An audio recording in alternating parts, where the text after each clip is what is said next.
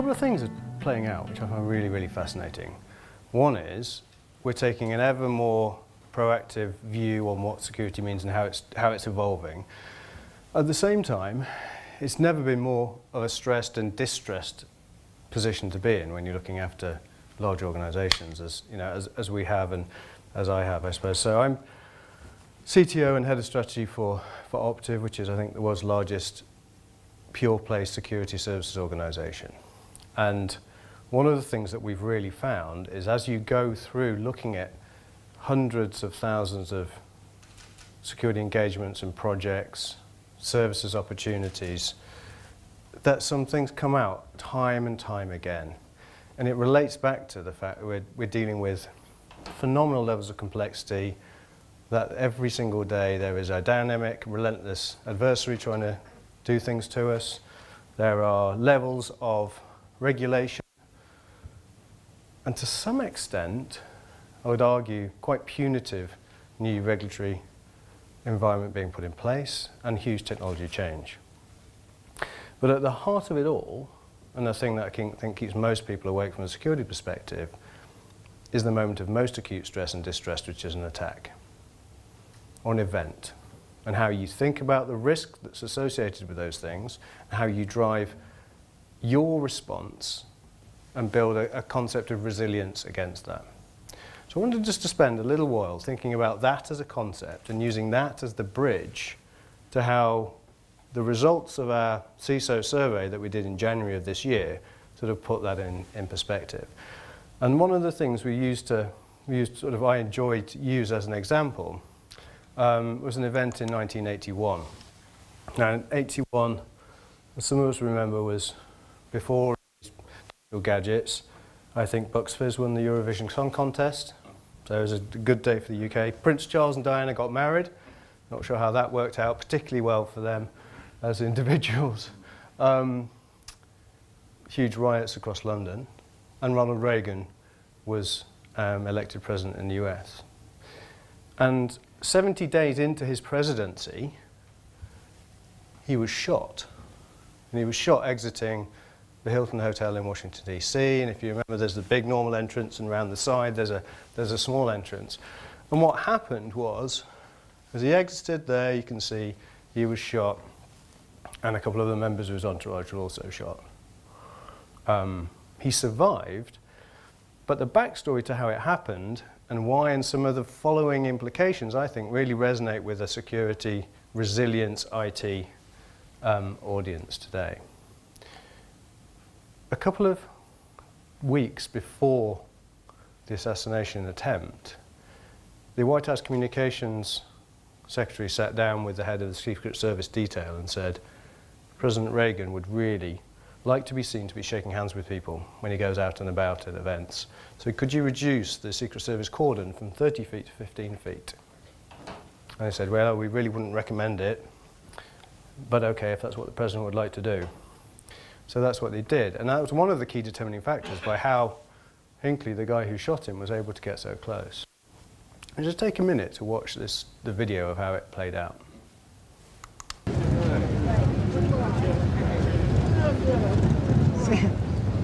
doesn't make much sense, Henry. He puts you here and then he runs around with a big tongue. President Reagan!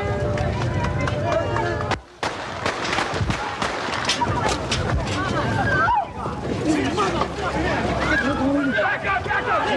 Get him out! Get him out! Get him out! Get him out! Get the ambulance!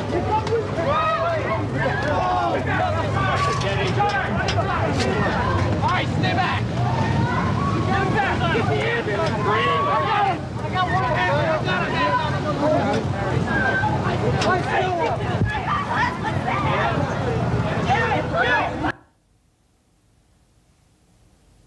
It never fails to sort of shock me a bit when I watch that. And the first thing I think is absolute chaos. Absolute chaos. There's a Secret Service detail. There was local law enforcement and any number of CIA, FBI people present, as well as military attachés and his entire team. Nobody knew what was going on.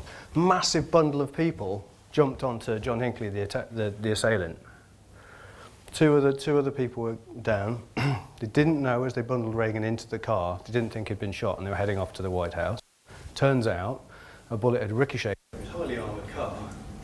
As they bundled him in, they pushed him in, he thought he'd broken a rib by one of his, his detail, and he was going to tell them off, and then he started coughing up blood, and they had to reroute to the hospital. And that was the moment that he realised that he had been shot, and the bullet lodged about 4 centimetres from his heart. And he did joke as he went into the operating theatre, he said, "I hope none of the surgeons are Democrats," which I thought was quite the presence of mind to say. But what I found really fascinating when you look at that, and you look at the surrounding activities, like watching 5-year-olds play football, every single person in that environment had run around a ball, which was the shooter. But actually, this was the height of the Cold War. This was completely disrupting the leader of the free world, the United States. And it could have been anybody. It didn't have to be a lone shooter. The fact that Hinckley was doing it to prove his love to Jodie Foster, and he was never convicted of it. He went and he got off on madness and was let out a little while ago. 3 other people were killed. The communications secretary was shot in the head. One of the other agents and a local law enforcement officer were hit, and they fell on the ground. But every single person there who had spent their entire lives training for this event essentially pulled out ever larger guns, waved them in the air and shouted, "Who's got what's going on?" And there was just everybody there. Nobody else was looking anywhere else apart from the world's press. And this is one of the things that plays out in a real incident in the cyber world, is the whole world's press is sitting looking. I mean, the chap with the sound boom doesn't look massively impressed, but I find it fascinating to see how these whole things play out. The fact that the shooter, Hinckley, had been stopped at an airport a couple of months earlier trying to get a gun to Bush's rally was phenomenal. Nobody knew. Nobody was able to, and the cordon had been reduced just a couple of weeks earlier. And then if you look at it from different angles, you can see nobody's looking for a second shooter. Nobody knows where the president is. At this point, they didn't know if he'd been shot or not. And then even more cameras and law enforcement and people on the ground and everybody jumping on top of the single assailant and fixating on the initial attack. And I think, again, in security perspectives, fixating on the initial attack or the breach is really dangerous. No coordination whatsoever. And you play it out and you think about, actually, what does the office of the president and the president themselves do in moments of crisis? They're meant to provide direction, leadership, continuity, resilience for an organization. Had Gorbachev at that point sent up a number of nuclear missiles, we all know what happens. There's a military attaché next to the president at all times with a suitcase with all the codes in. So they have an ability to respond. That's how it works in the US. And if the president's not available, and it's the vice president. If the vice president's not available, then the succession goes to the leader of the speaker of the House. And after that, I have no idea what happens to that. I think there's a designated survivor program about the whole thing.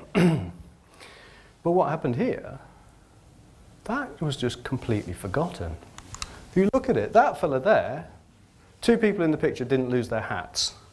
This gentleman there, he didn't lose his hat. I suspect he wasn't really involved in what was going on. This chap didn't let go of his hat. Didn't let go of his hat because he's a military attaché, and in one hand he had his hat, and in the other hand he had the suitcase with the military codes in. While Reagan was off somewhere, nobody knew what was happening to him, didn't know he was going into hospital.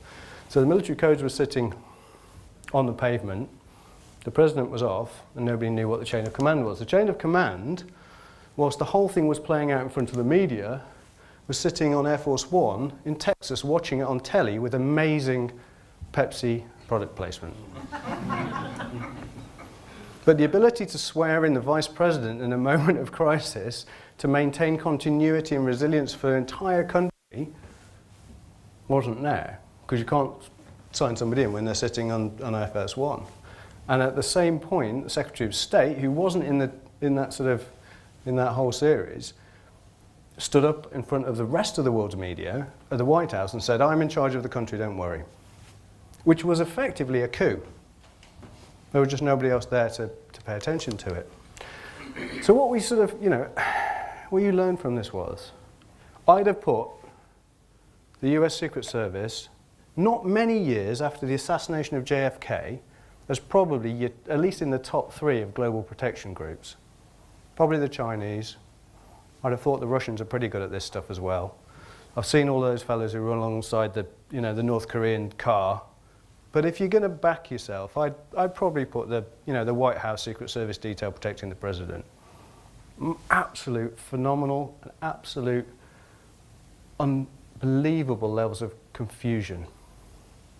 There's almost no communication between the team on the ground, the team with the president, the team with the vice president, or anybody else who understanding the broader context, aside from what was one very disruptive and quite terrible attack. And there was almost no thought to continuity. Everybody knew what the chain of command should be in the event of that. And it fell apart at first test, which meant that the country, and arguably the whole world to some extent, existed in a moment of sort of acute anxiety, or should have done had anything really happened.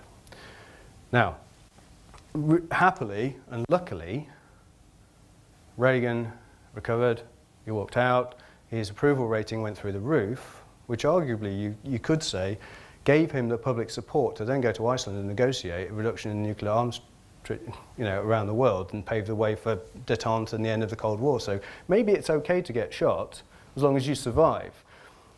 And maybe it's okay to experience a significant cyber attack as long as you can rebuild your reputation and you can learn from it. That's a tenuous link, isn't it? But I think it's okay. But it comes down to risk. And it does, and we'll continue to say this, and as an organisation that deals in services and understanding how you deliver risk, it came down to risk. I wouldn't expect the President of the United States, you should expect for somebody at least to try and assassinate you. There have been 30 assassination attempts against sitting US presidents. I think we're on our 45th one. The odds on him surviving without an assassination attempt, I think, depending on who you ask, are a little bit difficult to think it through. But 30 assassination attempts. 1 in 5 US presidents have actually been shot. I don't think that's in the job interview. I don't think they said, you know what, odds are you're more likely to be shot than you are crossing the road or anything else. 1 in 5. 4 of them have been killed.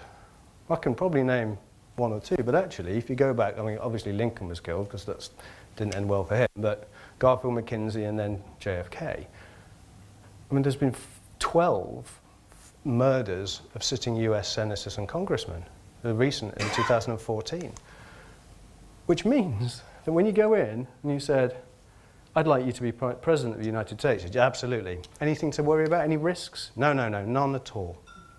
Apart from the 67% chance you're going to be shot at. Which is not dissimilar to how we think about or sort of judge cyber attack. Odds are you're going to be attacked. Odds are it's going to be disruptive. Odds are you're at least going to be wounded, if not fatally. But it's how you respond to that and how the organisation around you is able to predict and understand the risk of those things and how it plays out.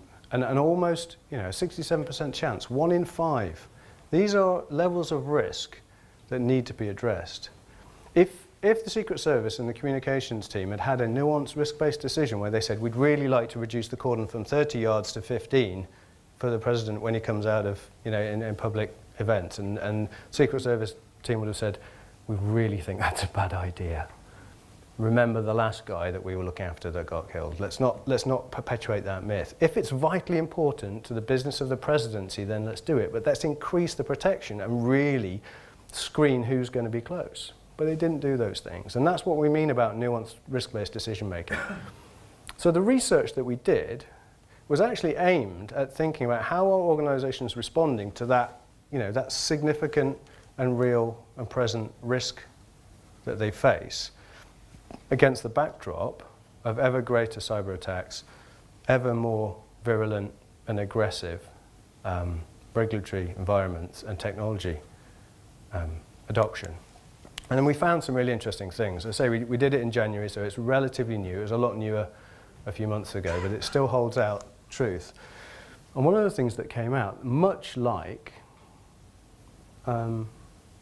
Secret Service detail and the entire US government in 1981, people's security programs are predominantly reactive. They're reacting to a threat, a new piece of technology, a new business approach, particularly a new piece of regulation. And we talked about this last night. People are reacting in a very direct and uncoordinated manner. And that completely changes the dynamic. I mean, we believe that you need to take an inside-out approach, which means start with what you know and what you want to achieve, and don't define your entire security organization, your risk posture, by an external threat, a new piece of technology or a new piece of regulation. Now, they're really important, but don't define yourself by that. Think about what you can actually control first and take that inside-out approach. So I think a big flip needs to occur.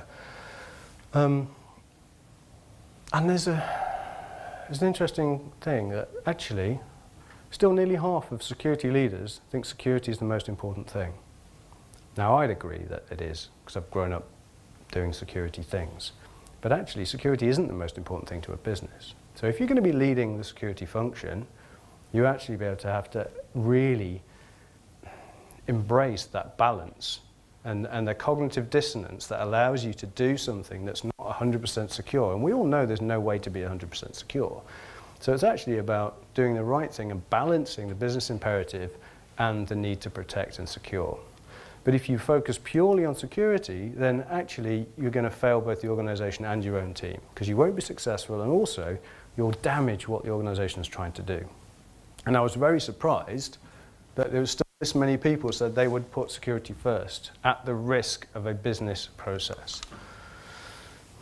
And it wouldn't be a security conversation without the whole, well, how would we speak to the board, and how do you have those whole conversations? But actually when we asked the board and we talked to people about this, it's because we are not articulating correctly the risk posture. We're not articulating the role of security. Every other member around the board, every other function, every other leader, finance, HR, marketing, sales, legal, they have pretty much a single metric that they're responsible for. Finance, profit, sales, revenue, bookings, orders. HR, retention, engagement. Marketing, brand, awareness, leads, generation. Technology, IP. Even IT is an uptime at its heart. Security, there isn't a metric.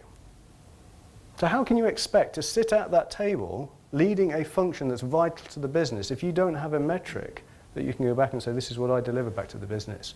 And as a result, you aren't able to communicate and you aren't able to do it. And boards, I think, are getting quite bored with the inevitable teenage-like behavior of security teams.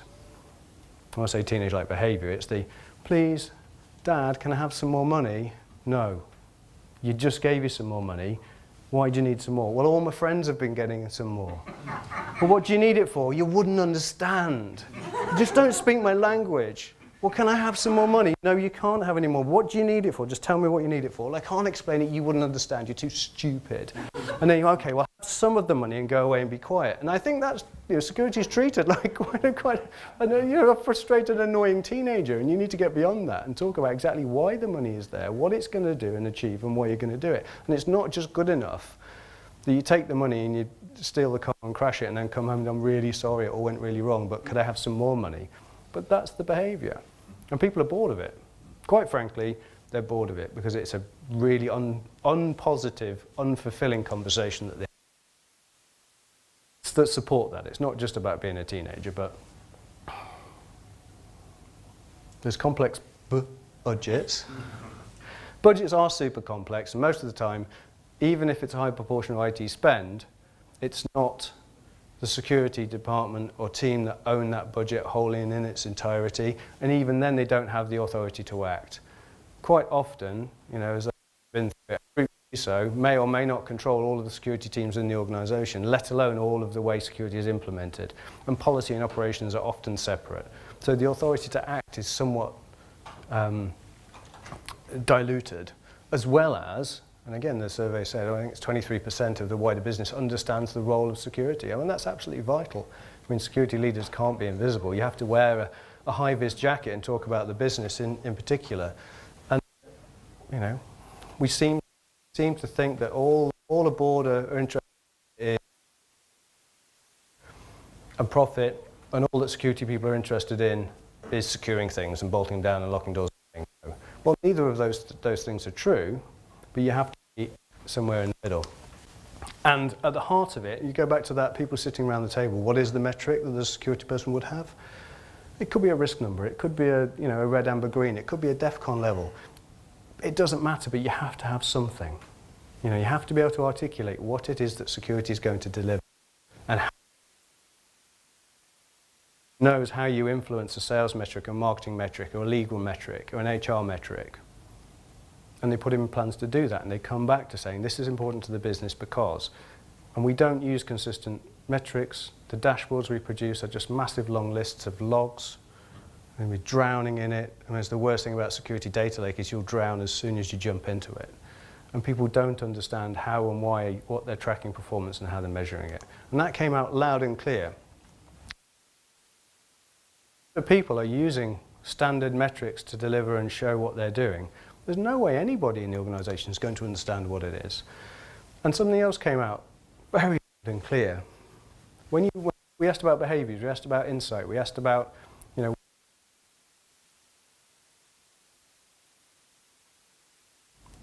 and one of the key things was about simplicity. I said, my vendor landscape's too complex.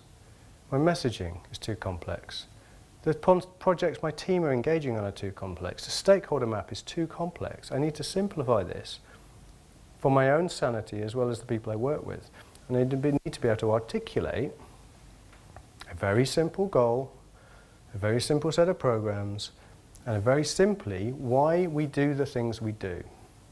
And not continue to overcomplicate and perpetuate the myth that security is really, really hard and really complex and really technical, and you just wouldn't understand it, Dad, so give me some more money. And that might be true, but that's no way that it's going to become more mainstream and understand the business. So less is absolutely more in these spaces. And then I was super surprised. There's always when you're doing research, proper research, there's always a genie in the lamp question. If I gave you 3 wishes, what would you choose? And often, you remove the obvious answer because it statistically skews all the other answers. So if I asked you what would you like to be, would you like to be wealthy, attractive, or something else? Most people would choose one of those and it would skew it completely. In these kind of research activities, if you say, would you choose a 25% reduction, cost saving, everybody always says yes first, and it skews all the rest of the results. So you'd often take it out. We left it in because I think it's relevant to do it, and it didn't make the top 3. I was completely shocked. I mean, I don't know whether the inference is that security teams have got far too much money and they can take a 25% bath in their operational costs without worrying about it. I don't think that's true. I think they're actually struggling with these things more. They're struggling with risk understanding alignment, struggling with having end-to-end solutions, not thousands of different technology products, and managing all of the interoperability and engagement between all of those products at different bits in their life cycle. And they're super struggling with just getting talented security people to engage with their organization at any level, whether that's advisory or delivery. You know, not people as a service or security as a service, but just really talented security capability. And they were the top 3, not a 25% saving in your operational budget. And actually, in that context, I think they are much more important than saving a bit of your budget. Because if you're so sensitive to budget changes in that way, these are much bigger fundamental strategic issues than saving a little bit of money. Now, I know 25% is a lot of money, but even so. Mean to us that security stands at a real crossroads, and it needs to decide what it wants to be. Is it the world of protect and secure, or is it the world of risk and resilience? And I think we all would know and accept, however comfortable we are in the protect and secure direction, that that's been a relatively failing proposition for quite a long time now. And all of those three big themes we talked about, whether it was adversary regulation or new technology, are going to make protect and secure ever more harder to achieve. The other one is around risk and resilience. That's understand the risk posture and build a resilient organisation that can cope with being shot near the heart, that can cope with massive disruption, that can cope with continued and sustained attacks or changes to business models. And people are starting to choose those things. And I guess either way you're going to need partners, but you need different partners depending on which route you choose. And I think it looks more like that, actually. It's not a clear-cut binary decision, I'm going to be this or that. But anybody who stands sort of at this point looking forward and thinking, what's my security and risk cybersecurity function going to do? How's it going to operate? What are the choices I'm going to make? Needs some help to decide, as you would entering that junction, which way you're going to go out depends on which way you go in to some extent. And there's a few things that came out of the research that we would suggest you really double down and think about. And this born out of the millions of hours and days of security consulting that we do, and all of the 1,300 services consultants we have, is take an inside-out approach first. Think about your organisation before you think about the threats. Don't ignore the external threats, but think about yourself absolutely first. And then optimise what you're doing and rationalise how it's achieving what you want it to. Align the things you do to some business imperatives so you've always got that single metric. And understand how to use that metric to communicate effectively about why you're doing what you're doing.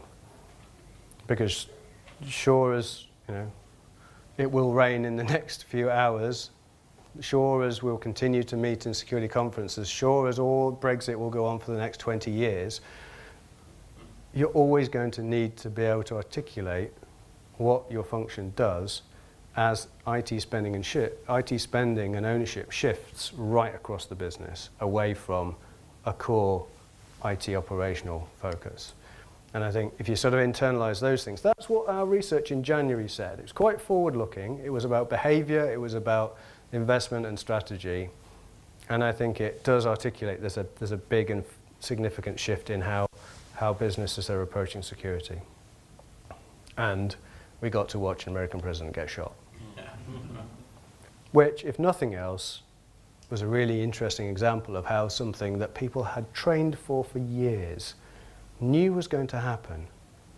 If you look at the risk and the statistics, if you understood the assailant, if not their motivation, weren't able to maintain organisation at the moment of attack, open, clear communication, resilience and an understanding of risk. And I suspect most of our organisations wouldn't fare amazingly better in the moment of stress and distress like that. So, thank you very much. Cheers.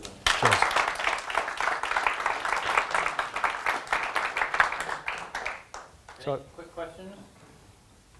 Do you have examples of effective metrics you've seen being communicated towards? And what's made them effective? I think one really useful set of metrics is around risk. And increasingly, or normally they would, I remember working with BP years ago, and the main board risks were they had to have a negative impact of $30 billion or more to the organisation. So there was big major things, and it was all refinery spills, it was any number of different decisions, M&A, major geopolitical uncertainty in parts of the world where oil is produced. And for a long time, there were no IT risks on there, let alone any sort of cybersecurity risks. Having a conversation with a good friend of mine who's downstream CIO at the other major British-ish based oil and gas super major, the one that you would find on the seaside. Cyber risks were two of their top three now in Europe. So I think that's a really good way to communicate. I think it's a really good metric because people understand risk. And increasingly, as we see, I think, new types of attacks and IoT coming to the fore, you can place a safety lens or a safety multiplier around a financial risk. Because I remember talking to the chairman of Bosch, and we were talking about this, and he said, I can reduce anything else to a financial metric or number. But he said, when somebody loses a limb or their life, or many people lose their lives, we have no tolerance for that. That stops being a financial metric for us as an organisation, ethically, and it becomes something we absolutely have to do, change. And I think there are legal implications in a very different way behind safety risks to human life or limb or multiple people. So I think that's a really powerful way to think about it. I think that's one of those basic metrics and risks. I think people can get sensitized to almost anything else. Yeah, you know, if you look at we live in the UK for a vast proportion of the last 20 years, our sort of terrorist level has been like really high, or one below the top. You know, whether it's impending, you know, Caliphate ISIS attacks, whether it's IRA attacks, we sort of lived with a very high level of risk awareness and posture. I think you get desensitized to that stuff very quickly. You know, so taking that external threat view, you know, it's useful, but it's quite difficult. I don't know, has anybody else seen a very good metric to use or data point? Kind of, I'll back that up, but the risk description and the scenario is where the secret sauce is. Right? Absolutely. You can talk about distributed denial of service until the cows come home, right?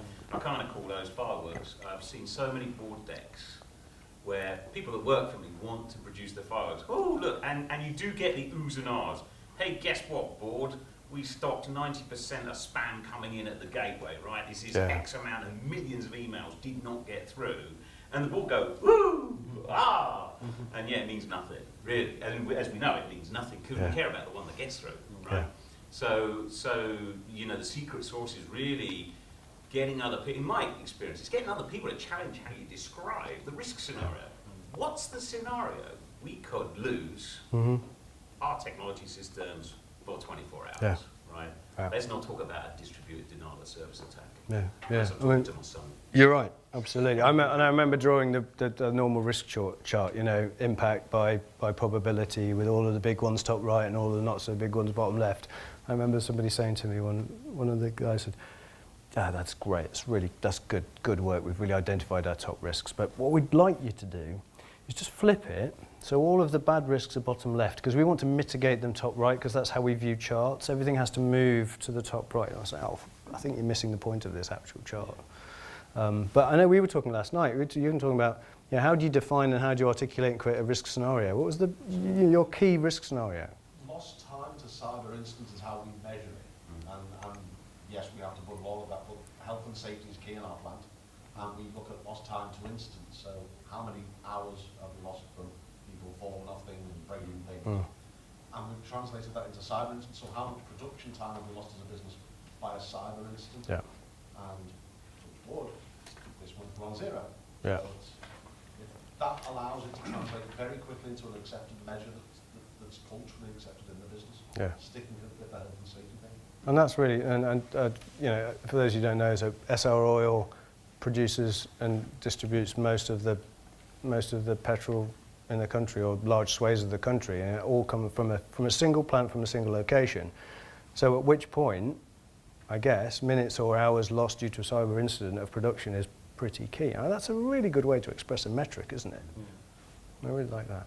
So. We've had an incident, sorry, pictures, so we know exactly how much it costs, and that's one of the biggest drivers. You know, they can work out exactly how many man hours were spent, so you how know long it took to get systems back up, and how much it cost. You know, ultimately, and they're still feeling that cost now because of the added, you know, technologies that were brought in after the fact. You know, and people do a knee-jerk reaction, don't they? End up with 3 solutions when you could probably have 1. But that was a huge metric. It's still being, you know, it still carries through today now. It's like 5 years on. And that's human nature, isn't it? You know, anybody who's been burgled knows the first thing you do after you've been burgled, you go and get the biggest, most expensive alarm system you can, and you put it in your house to feel safe in your own home again.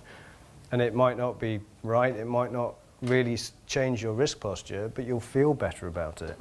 But you can't always keep layering solutions like that. I don't know. But brilliant. I think we're probably about time, are we? We are. It's a polite nod. Thank you very much indeed. That was great. Cheers, Andrzej. Cheers.